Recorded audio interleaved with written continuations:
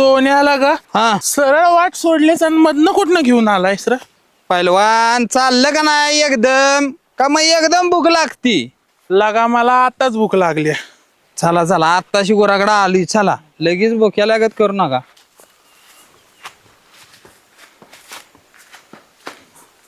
पोटारपण करायचं सोडून मसऱ्या राखत बसलो या.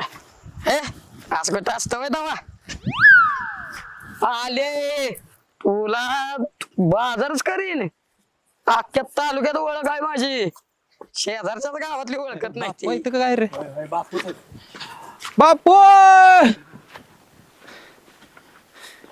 कशा हो? हे मसऱ्या घेऊन आलो होतो, घरी कोण नाही ना. अरे पण तुम्ही सांगायचं नाही मला इकडे येणार आहे म्हणून. माझी मसर दिली असते की नाही तुमच्या बरं. अरे मला तालुक्याच्या कामाला जायचे. हाव बापू तुम्ही असं बी फिरतीवच असता. आम्हाला काय माहिती, तुम्हाला जर आज बी तालुक्याला जायचं होतं हे जर आधी माहिती असतं तर तुमची गुरं आम्ही घेऊन आलो असतो चारायला. हा, ते आहे म्हणा बरं. पण पोरांनो हं अलीकडं मला असं वाटतंय बरं का, तुमचं माझ्यावर लक्ष कमी आहे. बापू तुम्ही पेरणास्तान आहे, पेरणास्तान हित्त हाय हित्त हृदयात. किडनी फुटल तिकडं असतं हा, हित्त हित्त हाय हित्त. बापू मला लय टेन्शन आलंय. अहो कवा धरणं त्या वैशालीच्या वाटाकडे डोळं लावून बसलोय मी. कधी याची कुणाच ठाऊक. सोन्या शेव काय विषय आता. बापू कुणाचं ध्यान कशाव आणि जिपरीचं केसाव त्यातला प्रकार झालाय रम्याचा. म्हणजे नवीन आहे का? होय मागलं गेलं आणि पुढलं आलं. असू द्या पोरांनो.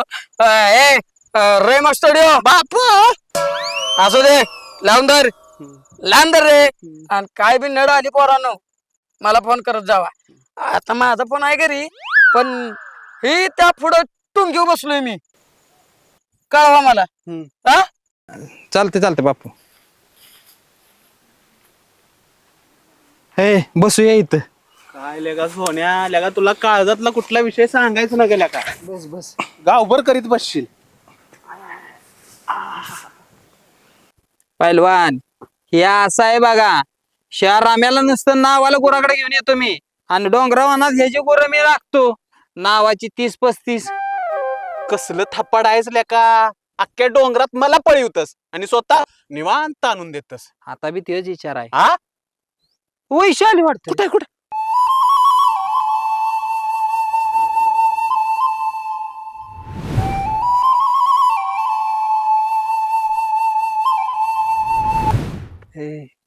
आता स्वप्नात गेलं काय गेलं वाटतं ढगात.